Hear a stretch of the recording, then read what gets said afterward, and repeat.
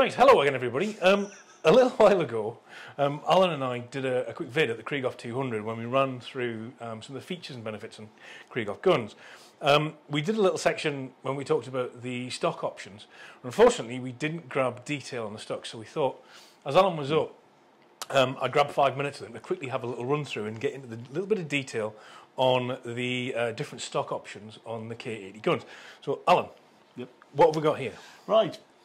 So, first of all, this one is the Parkour adjustable stock. The one everybody would be familiar with. It's what comes standard on the Super Sport now and on the Parkour. Yep. Adjustable comb, right or left hand cast. Quite a high stock, which was a deliberate decision.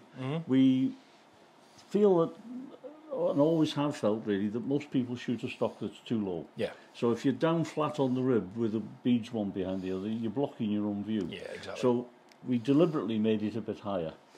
And of course, it's always easy to lower it if you need to. Exactly. Comb is adjustable, right and left on each pillar, and up and down with jacking screws that are there. So you just literally wind them out, count the number of turns, and then you've got repeatability. Got you. Try not to drop the wrench when you're doing it. So, and very simple, click it on and just lock it up. Yeah. Now that stock, when we brought out the Parkour, that was designed purely for the Parkour. It was right and left hand, which the previous Krieghoff stocks had not been. They were semi-Monte Carlo, very straight, quite wide in the comb. So for that gun, we wanted to come up with something that was just slimmer and smaller. We reduced the size of the palm swell, which used to be on both sides, and this is just on one side. Now, it was so well liked by everyone on the Parkour that we actually then used it on the Super Sport as well, and it transformed the handling of the gun. Really? Yeah. Well, it's a lighter wood set, and all of a sudden it made the Super Sport feel quicker, more nimble. Yeah, it made quite a difference. So, and it took people a while to cotton on to that. Yeah. You know, it didn't immediately gel. But definitely, I think recently and certainly the last few years, there's been a bit of a. All my mates that have got Krieghoffs are always kind of got eyes for other bits of wood and different stock shapes, and they like to play around to get different handling out of the gun.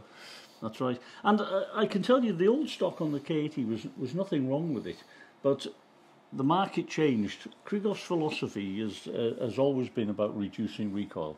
So it was a semi-Monte Carlo stock, so it had a straighter angle on the comb. Got you. And it was quite wide, so it was recoil absorbing, and it was dead straight, with what we used to call an egg grip, which had an equal palm swell on both sides. I understand. Now that wasn't to suit right and left handers, although it did. It was actually when you'd got your hand on it and your fingers were spread one each side of the bulge here, so it was a good location. Got you. And it was a good stock, but it relied on people adjusting their stance to compensate for the lack of cast.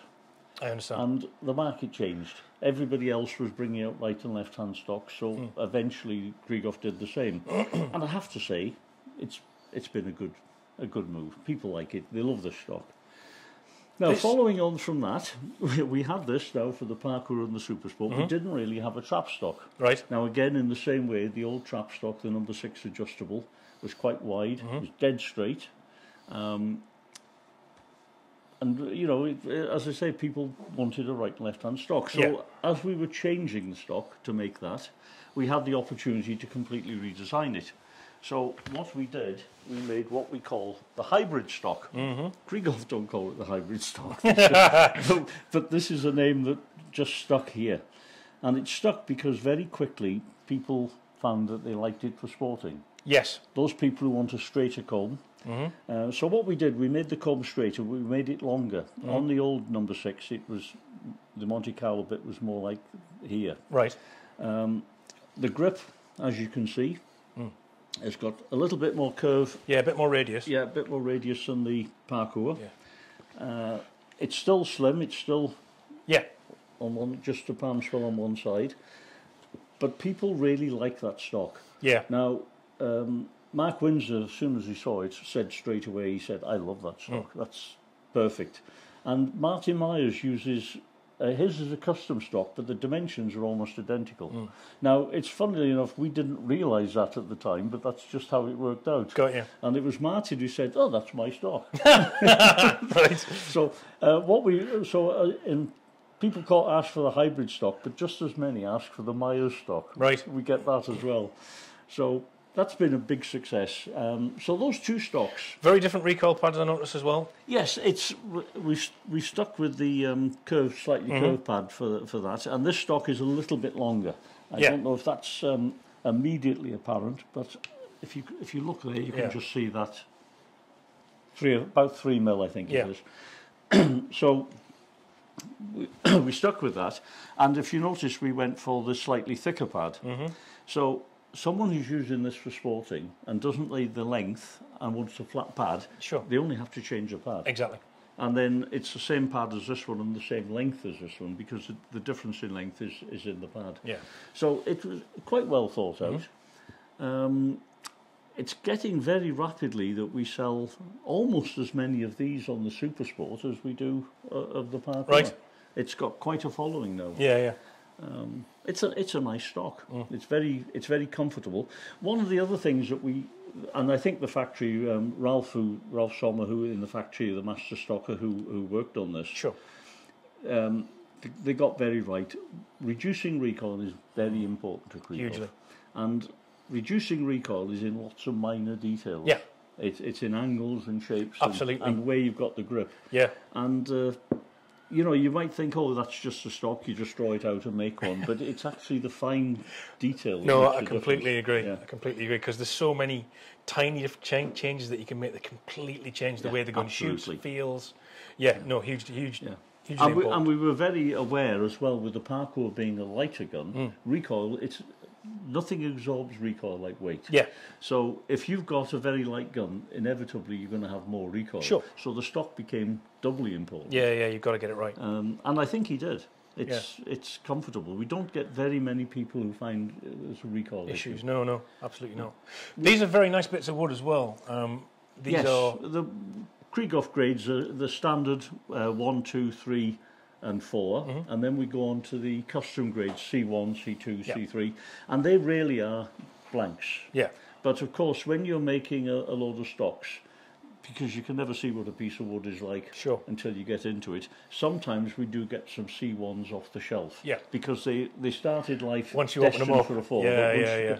And before anyone thinks we're making excessive profit on that, I should equally say that there's just as many stocks destined for 4 that turn out to be 3. In fact, that's more common.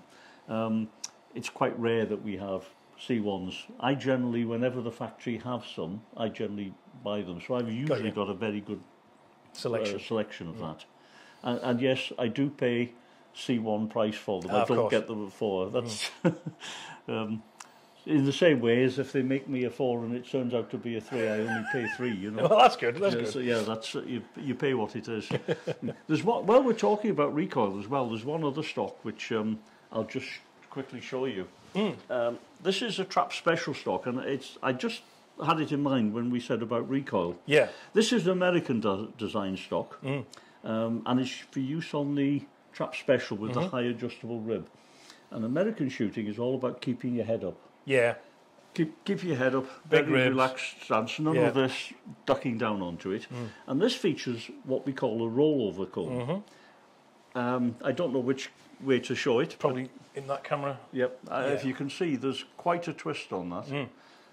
It's not so obvious perhaps from the front, but the toe is sticking out quite a bit. If we drop down, you can see there you are. the top of the comb there and how heavy the rollover is on it. That's right. Yeah. Now, a rollover comb is designed to be mounted in a different way. You don't put your head on it and put your head down, and this is where people get recoil. Yeah. And in fact, on a rollover comb, if you do that, you tend to go over the top of the comb.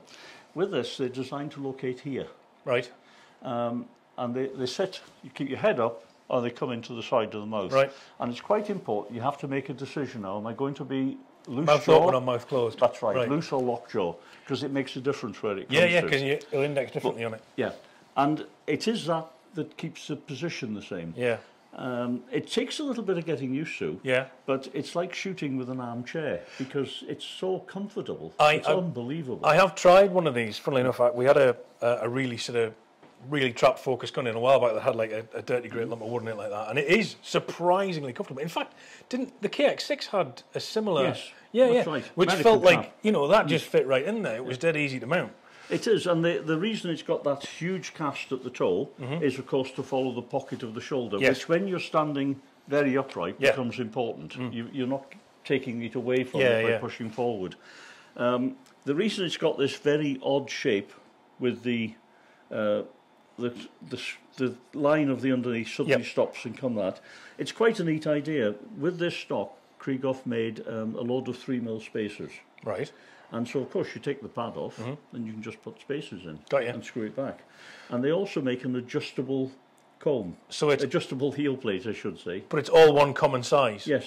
And they all fit the size, so you can take that pad off and you can put the adjustable on straight on, no fitting. So, this size here is common.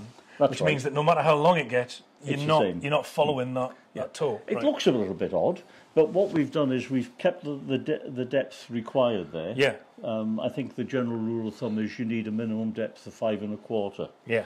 After that, it starts to be uncomfortable because of where it mounts. Right.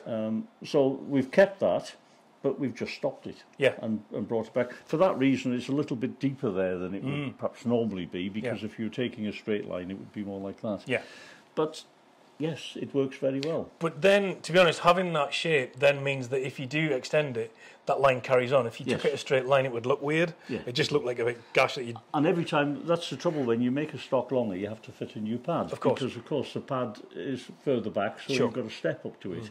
And if you fit one of these adjustable heel plates, it's even more so. Yeah, yeah. I was going to bring one of the adjustable heel plates, but just didn't have one on the shelf. But probably it's a good job I didn't, because it adjusts in every way you can think of. It adjusts right, left, rotates up and down, and it all adjusts for pitch. Right. So it's quite a technical piece of thing. I imagine. That's for another video. Yeah. So that's it. So that's your options. Yeah. I will say the fact that we missed them last time was my fault. I think I just got carried away talking. I never even thought where the camera was pointing. It was a busy day. I caught you for half an hour in the middle of a shoot. We had other things on. It was what it was. But look, we came back and here we are. And Alan very kindly came up and brought this stuff up for us to have a look at. So try and put right the mistake, from absolutely. last time. Absolutely. So yeah, and the next video will be when we get you over to the factory. Well, yes, that'll be thing. Hopefully, yeah. Well, we're going to synchronise diaries, and I'd absolutely love to do a factory trip. I'm not aware of anybody having done one for YouTube. So no, I think the last person that came over to the factory didn't do a video. It was just did it for a magazine article. Right. So I can't recall of a factory video, not from the UK anyway. No. So it'd be great to have you there. Stay tuned, guys. Alan, thank you very much indeed. It was a genuine pleasure. Good to see you. All right, take care, mate.